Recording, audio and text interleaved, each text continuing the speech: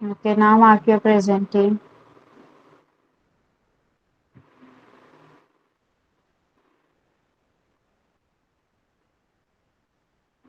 Okay, तर आपण 5th standard पासून सुरुवात करतोय. Yes, pay attention over here. 5th standard. In the previous lecture we have started your lesson number 9. त्यामध्ये आपण use of metals, then stone tools is called age stone age, copper tools and other copper article is called age copper age. त्यानंतर iron tools and other iron articles is called age iron age. हे सगळं आपण शिकलो आहोत. Yes, we have also learned about pots made of the potter's wheel, trade and transport, right? Today we will be starting with our 9.4, rise of cities and script. नगरांचा उदय आणि लिपी. पहा, long distance trade, rapid transport of goods and centers of large scale production are factors that brought together people engaged in different types of work. बघा, भांडी बनवायला लागल्यामुळे माणूस आणि चाकाचा शोध लागल्यामुळे माणूस काय करू लागला, व्यापार त्याचा दूरवर पसरला आणि या दूरवर पसरल्या व्यापारामुळे, मालाच्या जलद वाहतुकीमुळे आणि मोठ्या प्रमाणावर करणारी उत्पादनाची केंद्रे, यामुळे वेगवेगळ्या प्रकारचे विभिन्न विभिन्न काम करणारी लोक काय करू लागली, एकत्र येऊ लागले. It became necessary to keep permanent record of the expanding trade and growing production. त्यामुळे या वाढलेल्या व्यापाराच्या आणि उत्पादनांच्या कायमस्वरूपी नोंदी ठेवणं आवश्यक झालं. By now, signs and symbols had already come into use for the purpose of record keeping. आणि आतापर्यंत सांकेतिक खुणा आणि चिन्ह यांचा वापर नोंदी करण्यासाठी माणूस करतच होता. Broken pieces of clay pots, potsherds with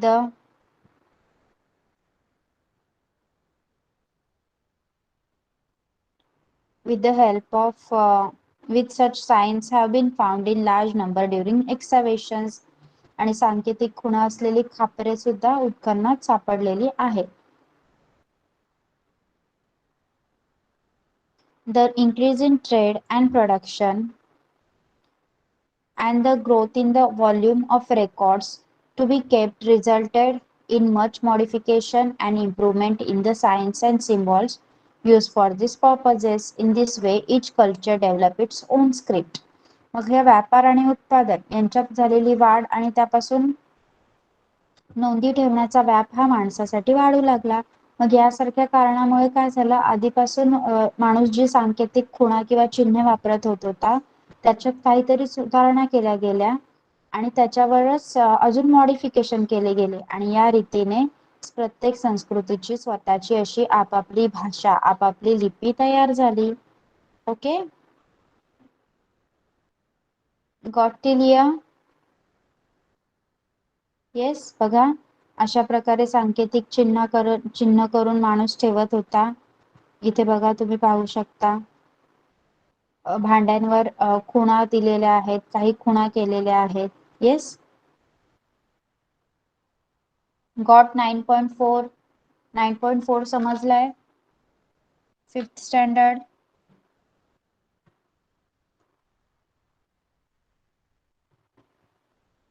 चला, 9.5, social organisation in the ancient cities. म्हणजेच पूर्वीच्या काळातील जी शहरे होती, प्राचीन काळातील शहरे होती, त्यामध्ये समाज व्यवस्था कशी होती ते पाहूया आपण. It is true that rise in trade had been the major factor that contributed to the emergence and development of cities. व्यापारातील भरभराट जी झाली ते जगभरातील प्राचीन नागरी संस्कृतीचा उदय आणि विकास होण्यामागचं एक प्रमुख कारण आहे असं मानलं जातं. However, the culture of those cities had its roots in the culture of village settlement of the new stone age. पण त्या नागरी संस्कृतीचा पाया नवाश्म युगात जी कृषी संस्कृती तयार झाली होती त्याच्यावरच घातलेला आहे. The faith system rooted in the agricultural way of life continue in the urban way of life too. मग कृषी संस्कृतीत रुजलेली श्रद्धा नागरी संस्कृती देखील अबाधित राहिली. The social life and festivals based on agricultural faith system became more elaborate in cities that had prospered because of the rise in trade. मग व्यापाराच्या भरभराटीमधून समृद्ध झालेल्या नगरांमध्ये कृषी संस्कृतीत ज्या श्रद्धा रुजल्या त्यावर सामूहिक आचार आणि उत्सव यांना सुद्धा अधिक महत्त्व मिळत गेलं. Grand temples were built in many cities. काही नगरांमध्ये खूप मोठी मोठी मंदिरे उभारली गेली. chiefs of those temple became chief administrator of those cities. आणि त्या मंदिराचे अधिकार ज्याच्याकडे असतील त्यालाच नगराचे अधिकार देखील देण्यात आले. Later the position of temple head that of the king went to the same individual. त्यानंतरच मंदिराचं प्रमुख पद आणि राजपद सुद्धा त्याच व्यक्तीकडे गेलं. This was the beginning of the ancient urban civilization of the world. म्हणजेच ही काय होती जगातील प्राचीन नागरी संस्कृतीची एक सुरुवात होती. We will learn more about them in next lesson. मग आपण पुढील पाठामध्ये याची सविस्तर माहिती घेऊ. And here we have completed our lesson. Have you understood? Have you understood the lesson? इथे बघा आपल्याला काही माहिती दिलेली आहे रोसेटा स्टोन बद्दल. पहा बघा तुम्हाला दिसतंय का या दगडावर काही लिहिलेलं आहे? Yes, can you see something is written on that big stone?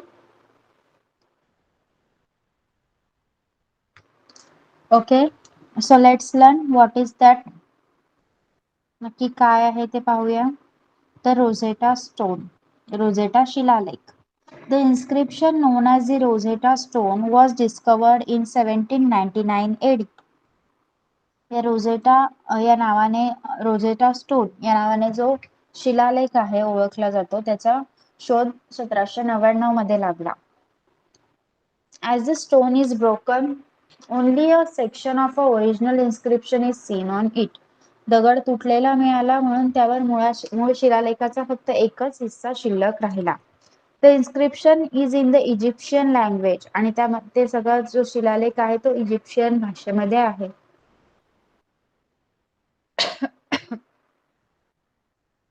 Today the Rosetta Stone is kept in the British Museum in London.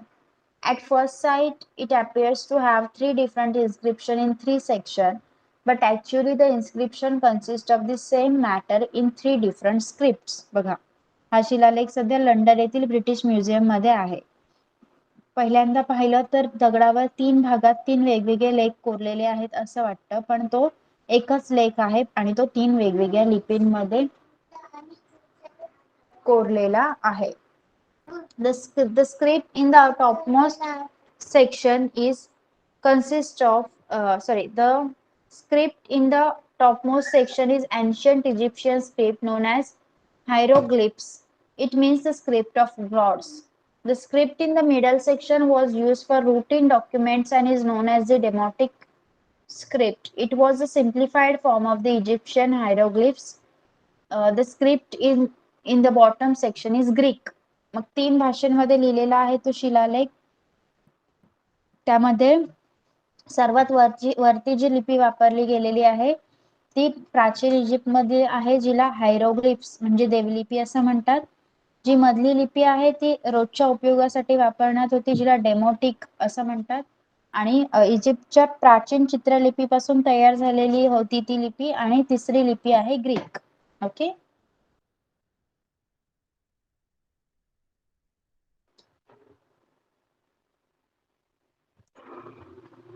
The inscription announces the accession of the new king Ptolemy V to the throne. This inscription has special importance as a source of Egyptian history because it became possible to read the forgotten Egyptian hieroglyphic script with the help of the other scripts on it.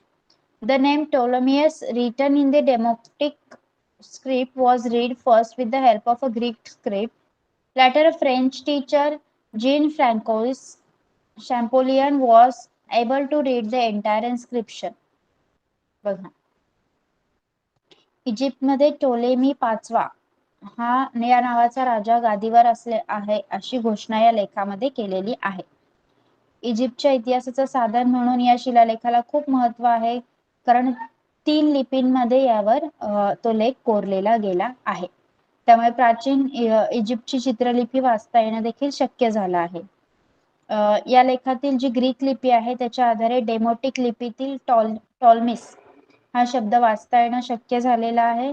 आणि पुढे जॉ François शॅम्पोलियन या French शिक्षकाने संपूर्ण लिपी वाचून दाखवली आहे.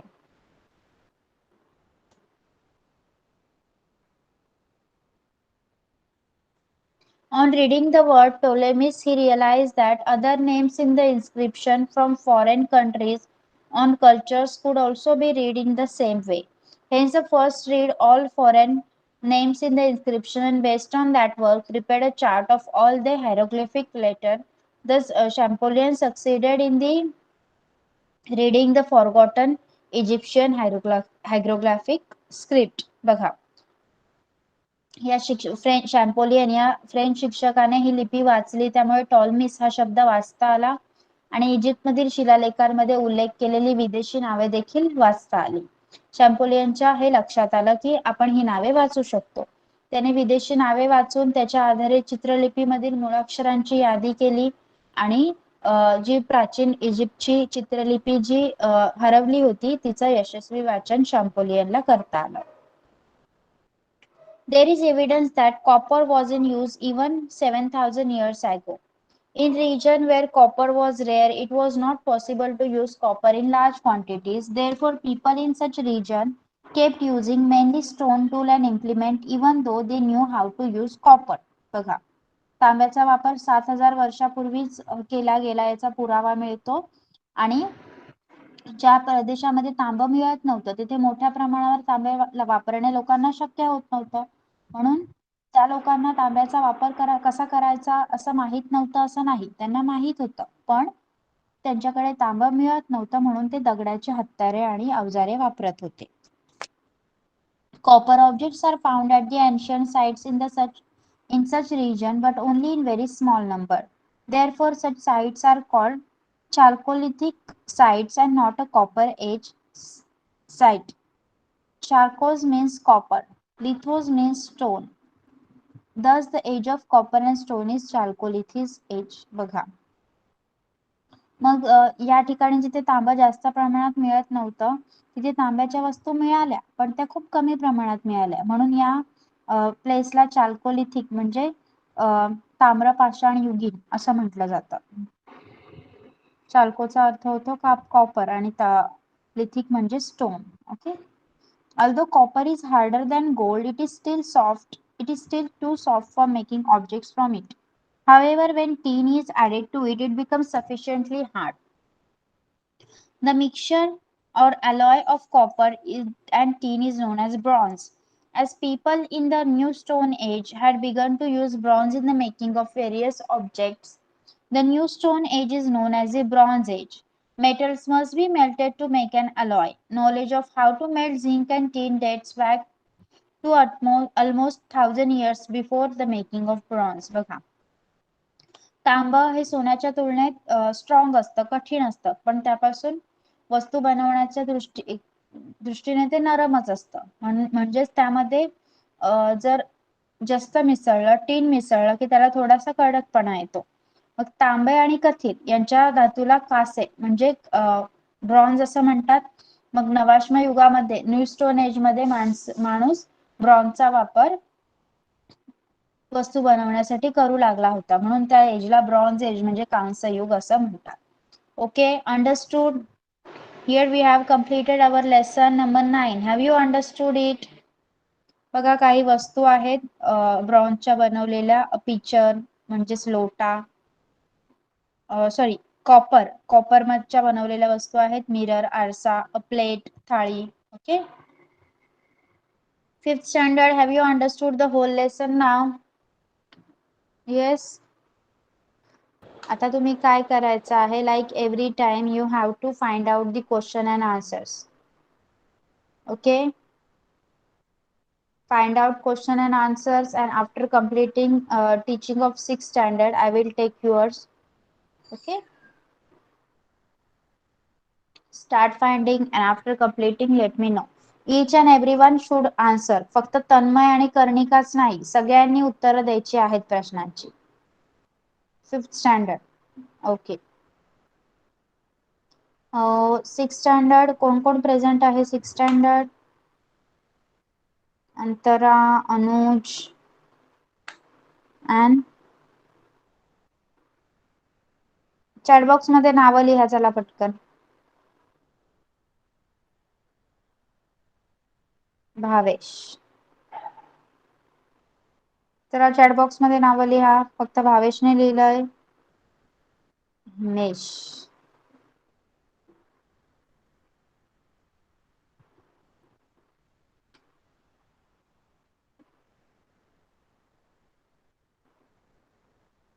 येस.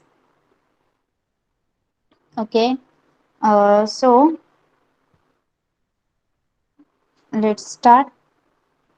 आपण लास्ट लेक्चरला तुमचा जो स्टेट्स आफ्टर मौर्य एम्पायर हा लेसन स्टार्ट केला होता. त्यामध्ये Indo Greek kings, emperor Kanishka, then Kushana kings. Till here we have learn, right? Yes. पर्यंत आपण पाहिलं होतं. कुशाण राजांपर्यंत आपण पाहिलं होतं, राईट? सांगा मला पटकन.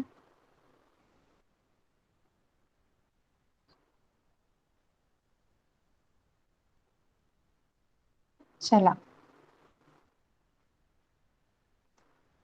Next 8.4 the Gupta dynasty. गुप्त राजे, गुप्ता राजघराणे. बघा, the end of the 3rd century CE saw the rise of the Gupta dynasty in North India. The Guptas remained in power for nearly 3 centuries. Sri Gupta was the founder of the Gupta dynasty. Samudragupta and Chandragupta too were the notable kings of the Gupta dynasty. बघा, इसवी सनाच्या 3ऱ्या शतकाच्या शेवटी उत्तर भारतामध्ये गुप्त राजघराण्याच्या सत्तेचा उदय झाला. आणि गुप्त राजघराण्याच्या सत्तेचे संस्थापक कोण होतं? श्रीगुप्त. त्यामध्ये समुद्रगुप्त आणि दुसरा चंद्रगुप्त हे राजे विशेष उल्लेखनीय आहेत असं मानलं जातं. पहा, Samudragupta. The expansion of the Gupta empire began during the reign of Chandragupta I. His son Samudragupta defeated the smaller neighboring kingdoms and extended the empire further. बघा, पहिला चंद्रगुप्त या गुप्त राज्याच्या कारकिर्दीत काय झालं? गुप्तांच्या राज्य विस्ताराची सुरुवात झाली. पहिल्या चंद्रगुप्ताचा मुलगा समुद्रगुप्त याने आसपासच्या राजांना हरवलं आणि आपल्या राज्याचा विस्तार वाढवला. In his time, the Gupta Empire spread from Assam to Punjab. He had also conquered the eastern coastal region up to Kanchi in Tamil Nadu. Due to these victories, his power came to be recognized everywhere. बघा, मग या राज्याच्या समुद्रगुप्ताच्या कारकिर्दीत गुप्तांची सत्ता आसाम पासून पंजाब पर्यंत पसरली होती. तमिळनाडू मधील कांची पर्यंतचा पूर्व किनारपट्टीचा प्रदेश देखील त्यांनी जिंकला होता. त्यामुळे या गुप्ताच्या सत्तेचा दबदबा सर्वत्र पसरला होता. As a result, kings on the northwestern frontiers as well as those in Sri Lanka made treaties of friendship with him. A pillar inscription at Prayag describes Samudragupta's conquest and victories. This inscription is known as Prayag Prashati and also as Allahabad Prashati. He was an expert veena player. He maintained coins which had a variety of images engraved on them. In one of them, he is seen playing the veena. His name, Samudragupta, is engraved on it. बघा,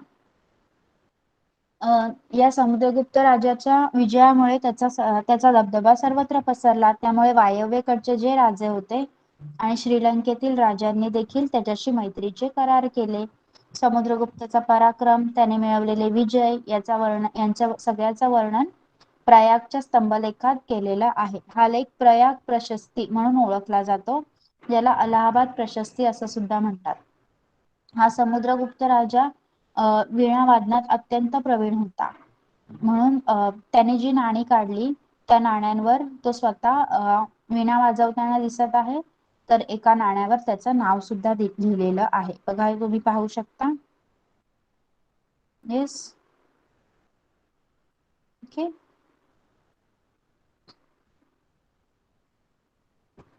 त्यानंतर Chandragupta to, दुसरा Chandragupta.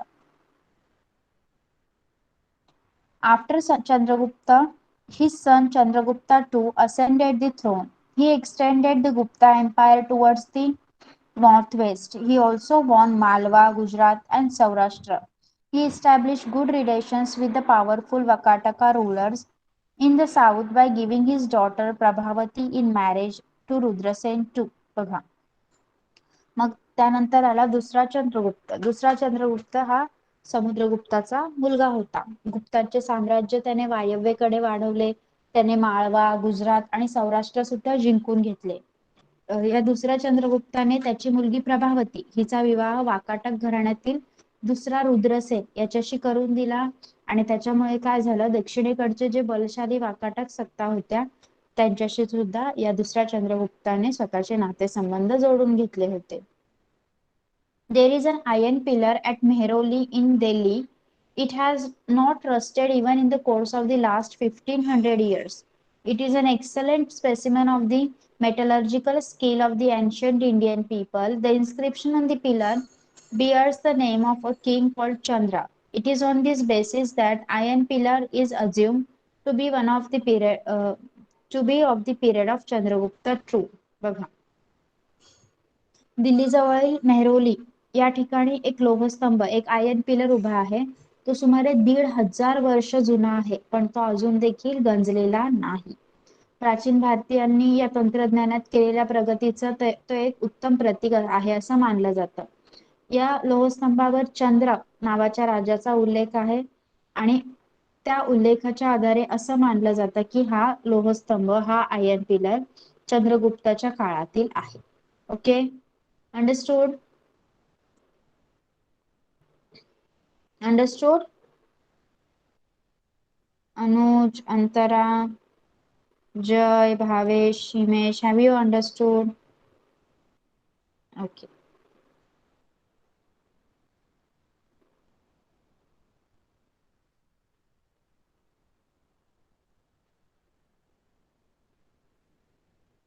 In this period, the Buddha Bhikkhu Fa Hien came to India from China.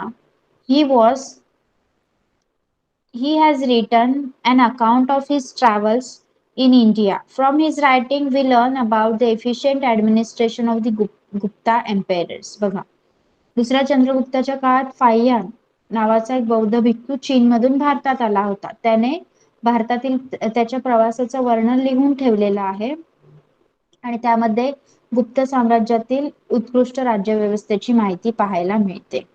Then Vardhaman dynasty. आता आले वर्धमान राजघराणे. पहा, with the decline of the Gupta power, many states emerged in North India. The Vardhan dynasty was one of them. Prabhakar Vardhan was the king of Thanesar near Delhi. The Vardhan dynasty was founded by him. His son Harshavardhan expanded the Vardhan empire to Nepal in north, up to the river Narmada in south, Assam in east, and Gujarat in west. बघा, आता गुप्त साम्राज्याचं सामर्थ्य कमी होऊ लागला होता, आणि उत्तर भारतात दुसरी अनेक राज्य उदयाला येऊ लागली होती. त्यामध्ये एक होतं वर्धन राजघराणे. दिल्ली जवळ असणाऱ्या थानेसर या ठिकाणचा प्रभाकर वर्धन या नावाचा एक राजा होता, आणि त्यानेच या वर्धन राजघराण्याची स्थापना केली होती.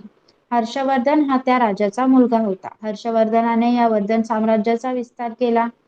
त्याच्या कारकिर्दीत उत्तरेला नेपाळ, दक्षिणेला नर्मदा नदी, पूर्वेला आसाम आणि पश्चिमेला गुजरात पर्यंत वर्धन राजघराण्याचा विस्तार झाला होता.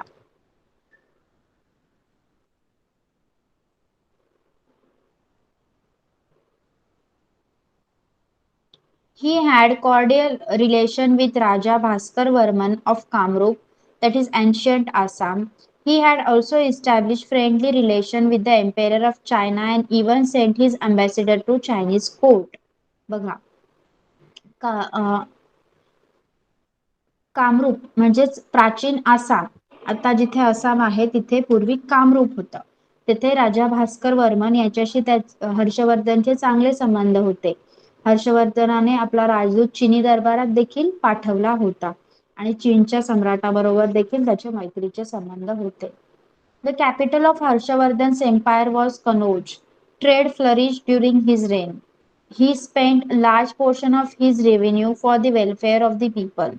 Every 5 years he would distribute all his wealth amongst the people. बघा हा राजा कसा होता पहा. या हर्षवर्धन राजाने कनौज येथे स्वतःची राजधानी स्थापित केली होती. त्याच्या कारकिर्दीत व्यापाराची खूप भरभराट झाली होती. राजाचा उत्पन्नाचा मोठा हिस्सा तो प्रजेच्या हितासाठी वापरायचा आणि दर 5 वर्षांनी तो स्वतःची सर्व संपत्ती प्रजेला दान करून टाकायचा. The court poet Bana Bhatta wrote Harshacharitra, a biography of Emperor Harshavardhan. This text provides information on the life and achievements of Harshavardhan. Harshavardhan had become a follower of Buddhism but gave generous patronage to other religions too. He wrote 3 Sanskrit plays Ratnavali, Nagananda, and Priyadarshika. The Buddhist bhikkhu Yuan Shuang had come to India from China during his regime. He traveled to all parts of India. He stayed at the Nalanda University for 2 years. On returning to his homeland, he translated many Buddhist manuscripts into Chinese. हा आहे yuan श्वांग. बघा हर्षवर्धनाच्या दरबारात राजकवी होते बाणाभट्ट नावाचे. यांनी हर्षचरित हा या हर्षवर्धन राज लिहिला होता. त्याच्या आधारे हर्षवर्धन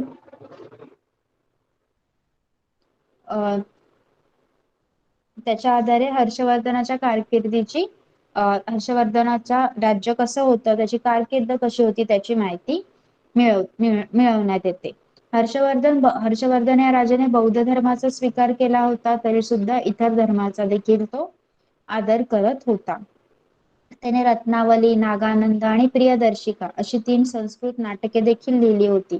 त्याच्या काळात युआन श्वांग हा बौद्ध भिक्खू चीनवरून भारतात आला होता आणि तो भारतभर फिरला आणि त्याने नालंदा विद्यापीठात 2-3 वर्ष आश्रय घेतला आणि चीनमध्ये गेल्यावर बौद्ध ग्रंथांचं चीनी भाषेत भाषांतर केलं.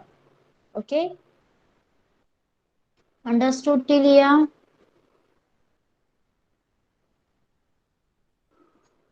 हे आहे नालंदा युनिव्हर्सिटी. इथे काय सांगितलंय बघा. Yuan Shuang traveled all over India. He has words of praise for the people of Maharashtra. He writes the people of Maharashtra are a proud people. They never forgot a favor done to them, but they do not spare anyone who insults them. They will help another in distress without a care even for their own life. They do not harm anyone who takes refuge with them. बघा yuan श्वांग भारतभर फिरला आणि महाराष्ट्रातील लोकांविषयी मोठे गौरवपूर्ण उद्गार त्याने काढले. तो म्हणाला की महाराष्ट्राचे लोक मानी आहेत. कोणी उपकार केले तर ते नेहमी स्मरतात, पण जर कोणी त्यांचा अपमान केला तर ते गय करत नाहीत. संकटात सापडलेल्या माणसांना आपल्या प्राणाचीही पर्वा न करता ते मदत करतात आणि शरण आलेल्याला ते अपाय करत नाहीत, असं त्यांनी महाराष्ट्राच्या लोकांबद्दल म्हटलं आहे. Okay, now 8.6 powers in north east India. आता ईशान्य भारतातील कोणकोणत्या राज्यसत्ता होत्या ते आपण पाहणार आहोत.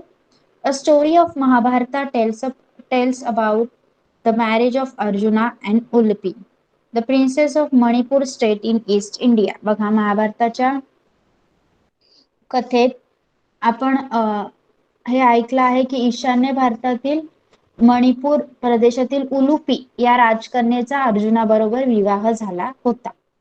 The state of Kamrup emerged in the 4th century CE. It was established by Pushyavarman. His name has been mentioned in the pillar inscription of Samudragupta at Allahabad. बघा कामरूप हे राज्य इसवी सनाच्या 4थ्या शतकात उदयाला आलेलं होतं. पुष्यवर्मन हा कामरूप राज्याचा संस्थापक होता आणि याचा उल्लेख समुद्रगुप्ताने अलाहाबाद येथील जो स्तंभलेख बांधलेला आहे त्यामध्ये दिसून येतो. Many inscription of the Kamarupa king are available. The epics Mahabharata and Ramayana use the name of Pragjyotisha for Kamarupa. The capital of that state was Pragjotishpur. Today we know it as the city of Guwahati in Assam. बघा, या कामरूप राज्यांचे अनेक कोरीव लेख उपलब्ध आहेत. महाभारत आणि रामायण या महाकाव्यांमध्ये देखील कामरूप राज्याचा उल्लेख केला आहे. तो उल्लेख प्रागज्योतिष या नावाने केलेला आहे. प्रागज्योतिषपूर ही या राज्याची राजधानी होती आणि प्रागज्योतिषपूर म्हणजेच आजचा आसाम राज्यात असणारं गुवाहाटी हे शहर. Okay. In the book Periplus of Erythraean Sea, Kamrup is mentioned as Kirhadia or the region of the Kirat people. The Kamrup kingdom extended in the Brahmaputra river basin, Bhutan, some parts of Bengal and Bihar. During the reign of King Bhaskar Varman, Yuan Shuang had visited Kamrup. बघा, Periplus of the Erythraean Sea या पुस्तकात किरादिया म्हणजेच किरात लोकांचा प्रदेश असा कामरूपचा उल्लेख केलेला आहे. कामरूप राज्याचा विस्तार ब्रह्मपुत्रा नदीच्या खोऱ्यात, भूतान तसेच बंगालमधील काही भागात होत आहे आणि बिहारचा काही भाग देखील या प्रदेशात होता. ईशान्य भारतातील कामरूप राज्यात युआन शांग देखील गेला होता. त्यावेळी भास्कर वर्मन हा राजा तिथे राज्य करीत होता. In this chapter we learn about the different kingdoms in North India that emerged in the period after the Mauryas. Similarly, we also learn about the situation in the northeastern part of India during that period. In the next chapter, we will get acquainted with the kingdom of the south of the same period. बघा, आता या पाठात आपण मौर्य काळानंतर उत्तर भारतात आणि विविध राजसत्तांचा ज्या राजसत्ता उदयाला आल्या त्यांचा परिचय करून घेतला आणि ईशान्य भारतात काय परिस्थिती होती तेही पाहिलं. आता नेक्स्ट चॅप्टर मध्ये आपण दक्षिण भारतात कोणकोणत्या राजसत्ता उदयाला आल्या ते पाहणार आहोत. Okay, understood. Here we have completed your lesson.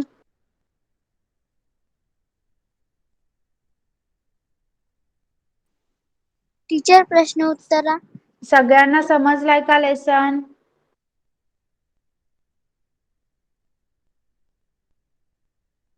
Okay, now you have to find out the answers, and after I complete with the 5th standard, I will ask you. Okay? Yes, find out the answers. 5th standards, have you done?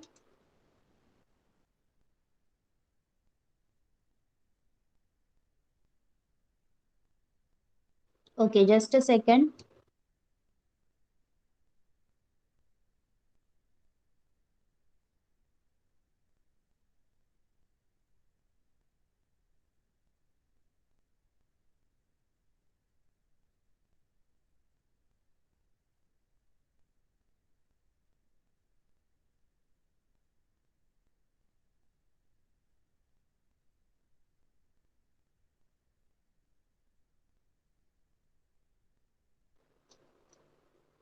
Okay, question number 1. From the chart below, find out the names of 3 periods into which ancient objects are classified and use them to match the 3 classes given below. काय दिलंय तुम्हाला इथे? एक chart दिला आहे आणि त्याच्यानुसार त्या चार्ट मधून तुम्हाला काय करायचं आहे? प्रत्येक युगात तयार झालेला जस्ट अ सेकंड. ओके, प्रत्येक युगात ज्या वस्तू तयार झालेल्या आहेत त्या शोधायच्या आहेत आणि ते लिहायचं आहे. बघा, stone age dash dash age, stone tools dash dash age, दगडाची हत्यारे टिंब युग. सांगा, कोण सांगणार? Yes Anuj, sorry Tanmay.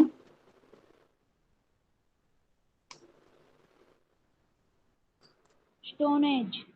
Stone age. Karnika? अश्मयुग. Yes. Next. Copper tools and other copper object dash dash age. तांब्याची हत्यारे व इतर वस्तू टिंबटिंब युग. Tanmay. Copper age. Copper age. Karnika. ताम्रयुग. Aniket. Copper age. Okay. Next is iron tools and other iron object dash dash age. लोखंडाची हत्यारे व इतर वस्तू टिंबटिंब युग. Aniket.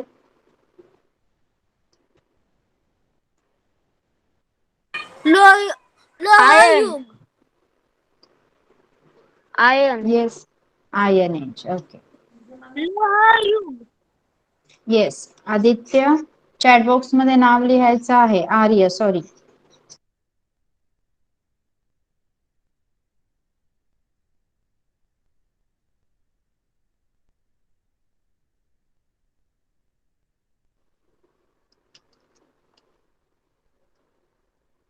Next is arrange the following chronological order. Copper, gold, iron. काळानुसार योग्य क्रमाने लिहा. Copper, gold, iron. तांबे, सोने, लोखंड. Yes Tanmay. Gold, copper, iron. Yes. Copper age, iron age, stone age. ताम्रयुग, लोहयुग, अश्मयुग. Kanishka sorry Aniket. Yes. Stone age, copper. Stone age, copper age, iron age. Okay. Karnika. अश्मयुग, ताम्रयुग आणि लोहयुग.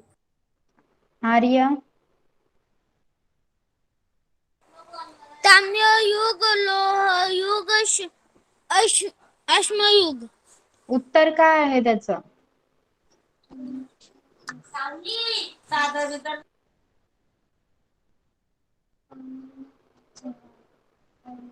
Right about the consequence of the following events. पुढील घटनांचे परिणाम लिहा.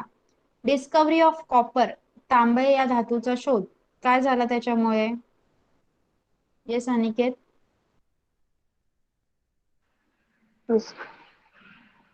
Copper was used for making tools and implements by humans. Tanmay. Copper was used for making tools, implements by humans. Karnika. मानवाला हत्यारे व अवजारे बनवताना योग्य शक्य झाले. Next invention of the wheel. चाकाचा शोध.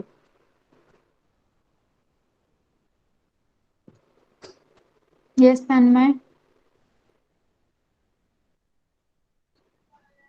The wheel was first used by the potters and later for running bullock carts and chariots. Use of scripts. लिपीचे ज्ञान. Use of scripts. लिपीचे ज्ञान. कर्णिका.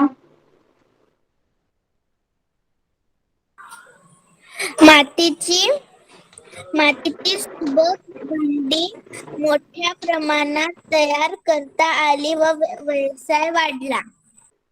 Tanmay. The script is used for permanent record keeping, production and others events. Okay. This is the answer Karnika. नोंद ठेवण्यासाठी सोयीचे झाले. Okay. नाव write notes. Use of metals. धातूचा वापर. Write note. Use of metal. धातूचा वापर. सगळ्या मेटल बद्दल तुम्हाला यामध्ये लिहावं लागणार आहे. येस कर्णिका. हम सांगू. मानवाने सर्वप्रथम सोने या wait sorry Karnika just wait. Aniket and Tanmay stop writing that me in the chat box. Karnika continue. मानवाने सर्वप्रथम सोने या धातूचा दागिने बनवण्यासाठी वापर केला. त्यानंतर त्याला तांबे या धातूचा शोध लागला. या काळात मानवाने तांबे या धातूचा अवजारासाठी मोठ्या प्रमाणे वापर केला. या कालखड्यात ताम्रयुग असे म्हणतात. त्यानंतर मानव लोखंडाचे हत्यारे वापरू लागल्याने या युगात लोहयुग असे म्हणतात. Okay. Next is social organization in the ancient cities. नागरी समाज व्यवस्था. Yes, Tanmay. The roots of culture in cities were in the culture of village settlements of the New Stone Age. The real faith system, social life, and festivals become more elaborated in cities. Grand temples were built in many cities. Chief of this temple become chief administrator of these cities. Later, the position of temples as were held by the same individual. Okay. So fifth standard here we have completed your questions and answers. Have you understood them clearly?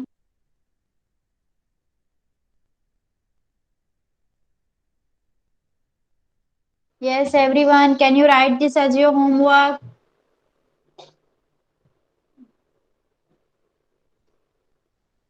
Okay. Now sixth standard. Sixth standard, pay attention.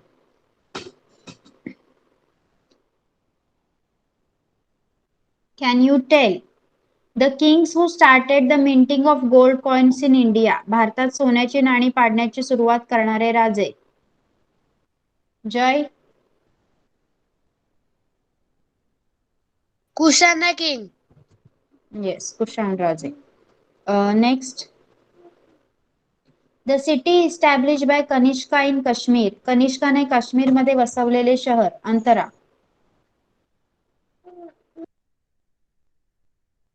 Yes, teacher. कनिष्काने काश्मीरमध्ये कनिष्कपूर हे शहर वसवले. Yes. Next. The king who played the वीणा. वीणा वादनात प्रवीण असलेला राजा. अनुज. समुद्रपुत्र. Samudragupta. Samudragupta. Okay. Another name of Kamarupa. Kamarupa म्हणजेच जय. Assam. Yes, very good. Next question number 3. Discuss and write. Emperor Kanishka. Emperor Kanishka, सम्राट कनिष्क, कोण सांगणार त्याच्याबद्दल माहिती? One from English, one from Marathi. Emperor Kanishka. Yes yes, Antara. Yes, teacher.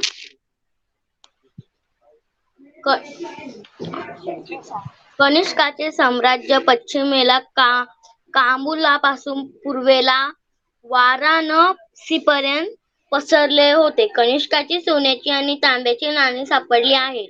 कनिष्काचे काश्मीरमध्ये कनिष्कपूर हे शहर वसवले होते. श्रीनगर जवळ असलेला कामपूर नावाचे गाव म्हणजे कनिष्कपूर असावे. कनिष्काच्या काळात घोष ह्या कवी होऊन गेला.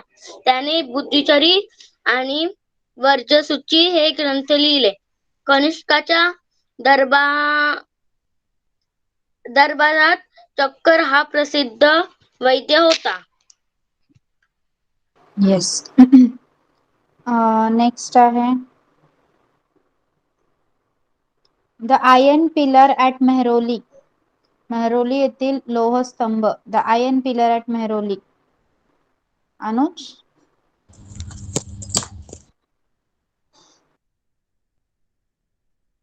Yes, teacher.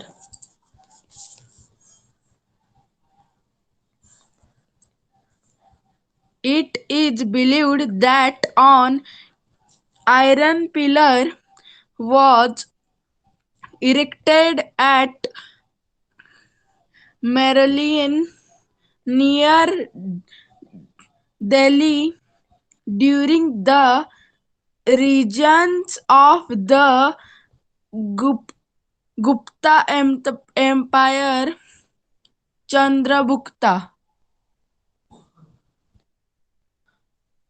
This iron pillar has not rested and is in sound condition. Even today, this pillar is a symbol of the technical progress made in the ancient India. Okay good. आणि next question मध्ये तुम्हाला हे like a reader. Okay, एक प्रकारे you can see over here शब्दकोळे सोडवतो तसा आहे. Okay, that you can do. Okay, so 5th standard 6th standard सगळ्यांना समजलंय का आज शिकवलेलं सगळं? सांगा मला चॅट बॉक्स मध्ये. Can you write the question answers as your homework? Yes. Okay okay. Anyone any doubt? कोणाला काही डाऊट असेल तर विचारा. Okay, if no doubt, you can leave the class. Bye bye, everyone. Bye bye teacher. Bye. Bye. Bye teacher. Bye bye.